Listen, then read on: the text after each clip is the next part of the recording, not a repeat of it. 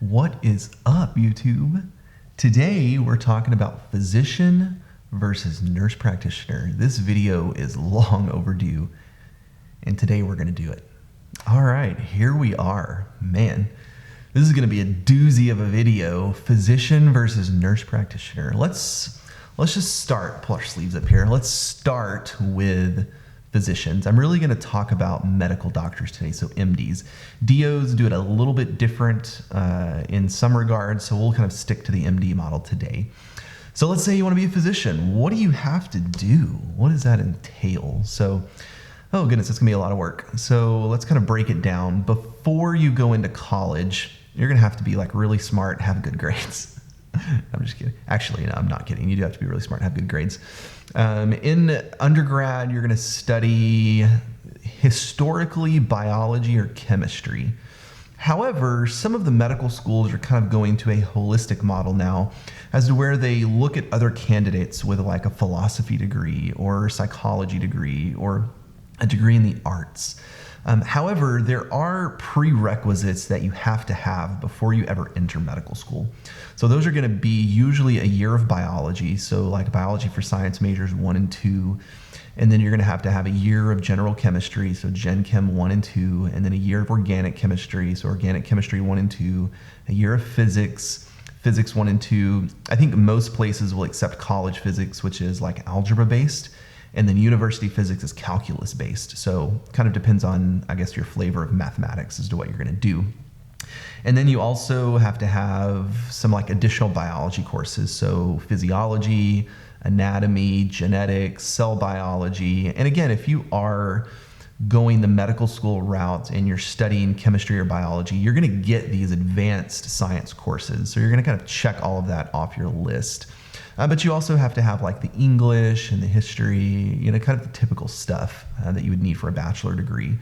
And so once you get these hours, you're going to then take the Mcat. So the Mcat is a medical college admissions test, and it really focuses on like the basic sciences, thinking of like chemistry, physics, biology, those sorts of things. There are different sections of the test, and once you sit for this exam, that's really going to dictate, it plays a very large part in your admission to medical school. And so once you take the Mcat, you kind of get your application ready, then you start applying to medical programs. And I'm not honestly sure of the timeline of this, but there is a timeline that you will like make sure your courses are done by X date, and then make sure Mcat is done by X date, and then get your application submitted by this time, so interviews start for this cycle, if that makes sense. I don't know the specific dates, but there are dates that you have to have everything done, and that's really going to dictate where you apply. And really these applications are only open for like a cycle, and so you apply and then you go through the steps to getting into medical school. So after you get your degree, you do your prereqs, you take your Mcat, you apply to medical school. You either will or you won't get an interview, and then it's much like a grad school NP or PA interview. You'll get an interview and it'll be with a panel. And I've never been to medical school, so I've never interviewed for a medical program, but I would assume they would ask you typical interview style questions. And then based on how you interview, based on your grades, based on reference letters, based on your Mcat scores, you will either get into medical school or you won't. It's kind of the two options. Once you're into medical school, it's a 4-year program. So 4 years to get your MD degree. Historically, programs, the first 2 years are kind of your basic science, foundation, didactic type courses. And then the last 2 years are your clinical years, meaning you do your clinical rotations and like family medicine, pediatrics, general surgery, emergency medicine, obstetrics, and you do some like elective work. So yeah, once you're in medical school, that kind of starts the journey, and it's like drinking from a fire hydrant, I'm sure, kind of unscrewing the lid and having water spray out and trying to take what you can.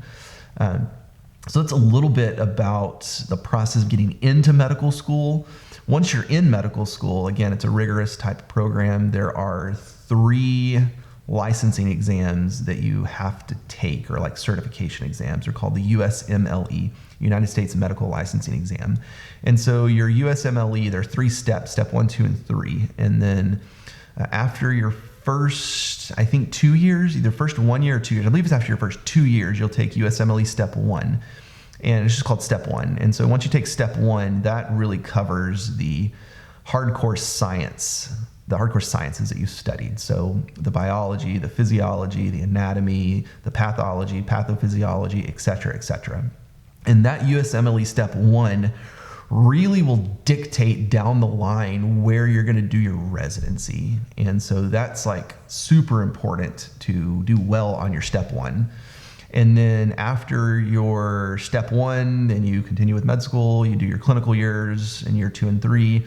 And at the end of your 4th year, you're going to take your Step 2 exam, so your USMLE Step 2. And then that's going to cover the clinical portion. And then after medical school, somewhere around your 3rd, 4th year, you're really going to be thinking about, what do I want to do? And so that is a thing that physicians have to do. They have to choose a specialty. So choose a residency, and that largely is dictated by your grades. And so how you do in medical school. Are you like an A student or are you like a C student? And how did you do on your Step 1 and your Step 2? Those things combined are going to dictate where you do residency. And then you start interviewing, I think around your 3rd or 4th year, probably 4th year, I would assume, for residency. And you go to different places and interview for different programs. So let's say you want to be an ER doctor. You will go interview at maybe 6 or 7 different ER residency programs around the nation. And this whole thing is very intriguing to me. It's called the Match. And if you don't know anything about the Match, look it up online. It's just fascinating to read about. So basically, whenever you go for these interviews, whatever specialty you're choosing, let's say I want to be an ER doctor. I'm a 4th year med student and I'm interviewing at like 6 different programs across the nation. After you interview, you will rank these programs based on your preference. So let's say I'm from DFW and I want to stay here. Down the street in Dallas, there is UT Southwestern Emergency Medicine Residency. They have lots of residencies, but they have an emergency medicine program. Let's say I want to go there. So I go interview there. I really like them. I'm going to rank them number 1. And then after I interview, they're going to rank me. And maybe they rank me like number 10 because I suck. And, I go to the next program and I rank them number 3. They're not great, but they're probably my 3rd choice. At the end of all of this, someday in March, it's called Match Day, you will receive a letter dictating like where you're going to go do your residency. So that is an interesting thing about medical programs is you don't get to really choose where you go. You do have a bit of a say because you're ranking the programs, but ultimately like they have to choose you too. And I think that's just really fascinating that there's one day that you're going to get a letter in March. It's Match Day, and you get to find out like where you're going to spend the next how many ever years of your postgraduate training in your residency. And that's just really fascinating. So that's the thing. After 3rd, 4th year, you start thinking about residency. What do you want to do? What do I have the grades for? Some of the top programs, I think last time I checked, dermatology was number 1. Literally everybody wants to be a dermatologist because you make good money and it's pretty easy work. Like you're not going to be on call. There's not really a lot of dermatological emergencies. It's outpatient setting. Orthopedic surgery is a top contender. I think general surgery used to be a top contender. It's kind of fallen down a little bit. Interventional radiology is a big contender. Radiology is a big contender. Emergency medicine is up there. So if you want these like top contender programs, then you got to be smart. You got to do good on your Step 1, and you got to make good grades in medical school, and you have to interview well, and they have to like you. So many things have to align. The stars have to align, and you need the blood of a virgin to do all these things. I'm just kidding. So yeah, that's a little bit about medical training. Once you decide on a residency and you match, then that's where you're going to go, and you spend the next how many ever years there. If it's like a family medicine residency, I believe family medicine is 3 years. Emergency medicine is 3 to 4 years, depending on the program. Radiology is like, 5 years maybe. Interventional radiology is like 7 years. Neurosurgery is 6 or 7 years. General surgery, I think, is 5 years. And then after your residency, you can choose to specialize even more. You can go to a fellowship. And a fellowship is even like more specialized training. So let's say I did emergency medicine and then I wanted to do pediatric emergency medicine. You could do a fellowship in pediatric emergency medicine. Or if I was a radiologist, I could do a fellowship in interventional radiology. And so I don't even know all the types of fellowships, but there are just lots of training opportunities after residency if that's something that you're interested in. One of the big ones a lot of people go into is internal medicine. It's pretty easy to get into internal medicine. And then after you finish your internal medicine residency, 3 or 4 years, then you can do a fellowship and you can train in like pulmonary critical care or cardiology or gastroenterology. I mean, there are lots of different areas that you can train in with a fellowship. And so it's almost similar to the NP profession in that you're kind of like pigeonholing yourself into a very small area, depending on what you do. If you do neurosurgery, you're a neurosurgeon. You're kind of stuck with that. And maybe that's good. Maybe you want to do neurosurgery. And but I think that is an interesting dynamic for physicians, is that once you choose a residency, that's literally what you're stuck with for the rest of your life, unless you go back and do training in a different residency. Now, if you do something broad like family medicine or internal medicine, that kind of opens up your doors. You can practice in a variety of different areas with those certifications. But largely, you're kind of pigeonholing yourself into a residency, nonetheless, to practice for the rest of your life. And so training-wise, again, it's going to depend on the residency, several years, and you're going to be working 15 to 20 shifts a month, 12-hour shifts for your residency. So you're going to get thousands upon thousands of hours of clinical training. In medical school, you're going to get around probably 4,000 hours of clinical training. I mean, you're just going to be getting a lot of exposure to a variety of different areas in medicine. And so that is definitely a plus to the physician side, is that you just have so much training. And depending on your specialty, you get so much training in medical school. And then once you get into your residency, you get even more training in your specialty area. And then the education is just like, you can't really compare it. So with that being said, let's talk a little bit about the NP profession now. So if you see my other videos, I'm not going to go over every single detail of the NP profession, but basically you need a bachelor's degree in nursing, a little bit of clinical experience, and then you have to choose a population focus. And so you can choose family, acute care, pediatrics, psych, women's health, et cetera, et cetera. And then those programs are about 2 years in length. And so and you will spend all of your training in whatever population focus you get, or whatever population focus you choose, not you get. So if you choose family medicine, family nurse practitioner, you're going to spend all of your training in a family medicine type setting, dealing with maybe internal medicine, pediatrics, and OB. That's kind of the breakdown of family medicine. And maybe you do a little bit of urgent care and ER. If you choose women's health, all of your training is going to be in women's health. If you choose psych, all of your training is going to be in psych. And so that's a similarity between NPs and physicians, is that we both pigeonhole ourselves into an area, and that's kind of what we're stuck with. Whereas this is not about PAs, but PAs on the other hand are very generalist. They can go practice wherever they want without additional certifications. And so NPs and physicians do that to themselves, and it is what it is, not good or bad. We pigeonhole ourselves into an area, and that's what we're stuck with. Training-wise, NPs, again, get about 500 to 700 clinical hours. That's like 500 to 700 clinical hours, whereas physicians get like 4,000 to 5,000 clinical hours on top of a residency, and you just get so much education and training. So the education and training is like not really comparable, because I know as a nurse practitioner, I'm not a physician. I don't have the education level of a physician. I didn't go to medical school, and that's okay. I recognize my role in healthcare, and I know what I can do and I know what I can't do.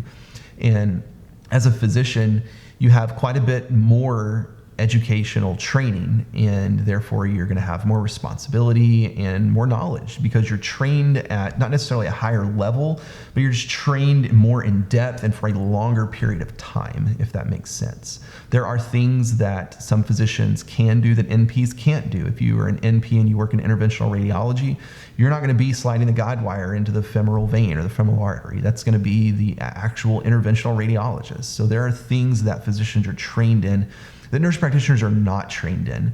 However, it depends on specialty. If you're in psychiatry, I'm sure there are probably not a whole lot of things that a psychiatrist can do that a psych NP can't do.